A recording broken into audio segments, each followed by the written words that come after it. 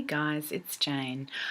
I'm here today to talk to you about two books that I read recently, one after the other, and they have very little in common except for one very strange coincidence. I wonder if this has ever happened to anybody else before. The first book is Career of Evil by Robert Galbraith, aka J.K. Rowling. This is the third of the Cormoran Strike detective novels. It's a worthy addition to the series. She's very, very competent. There were certain elements of this that I didn't really enjoy, but because I'm not a big fan of the whole serial killer motif.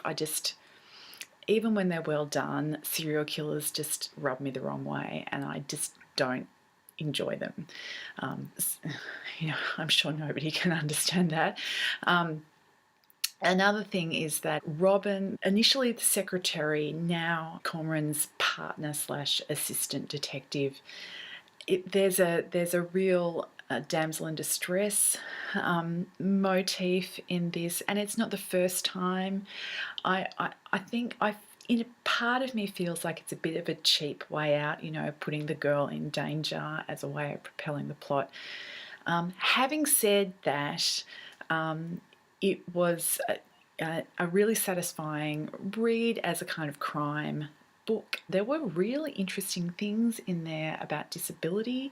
Cormoran has lost a leg to an IED. He's ex-military. And there's a group of people that we meet during the story who are people who are trans-ableist, i.e. who believe that they are in the wrong bodies because they have all of their limbs or whatever. And there's one girl in particular who fantasizes about losing her leg in the same way that Cormoran lost his leg, like as in at the same point in the leg. And the discussion of that sort of thing and Cormoran's response to them it's a really interesting subplot in the story. But anyway, that is not the thing that connects this book to the other book, which is the Book of the Phoenix by Nnedi Okorofor, a science fiction story by a Nigerian-American author, not obviously having a huge amount of connection to a crime novel written by a British author.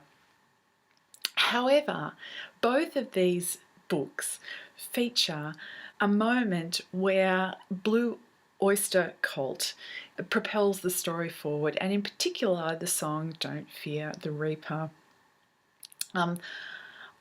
Having read the Cormoran Strike book, which has lots more Blue Öyster cult, every chapter is sort of headed by a block of lyrics from a Blue Öyster cult song. But having read that one and then coming across Don't Fear the Reaper in the very next book that I picked up was just a strange coincidence. And as I said, I'd love to hear if anybody else has come across a similar sort of coincidence.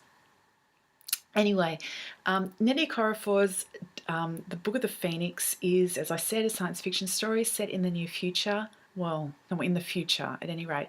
It's really, it's interestingly designed in that we have a frame, and I think at the end it seems like we have a frame within a frame.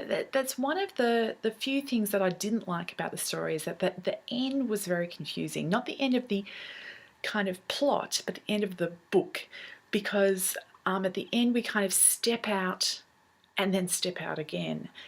And I was ready and prepared for one step back, but like the second kind of epilogue, I was like, now this is taking a good thing a bit far.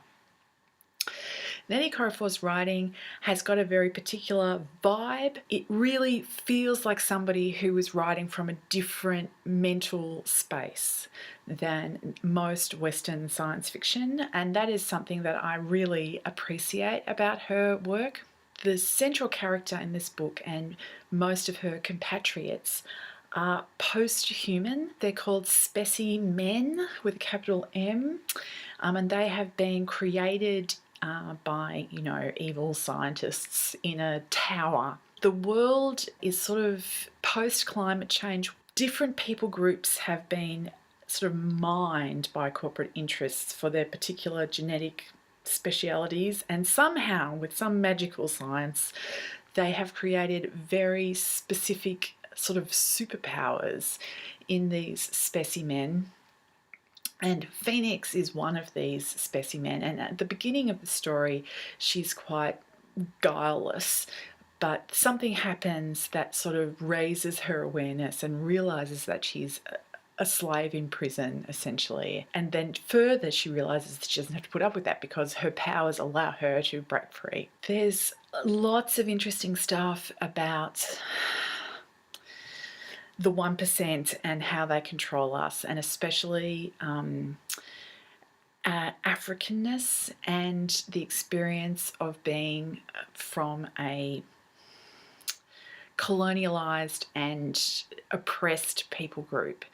And most of the specimen are actually are brown people. That's their base genetics, and that's quite significant in the way that the story is set up. This is part of a group of stories told in this world, and I think maybe if I read some of the other books, some of those outer frames on the story might make more sense to me.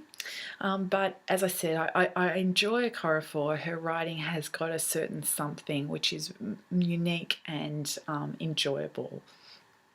So these were 2 books that I read in the recent past.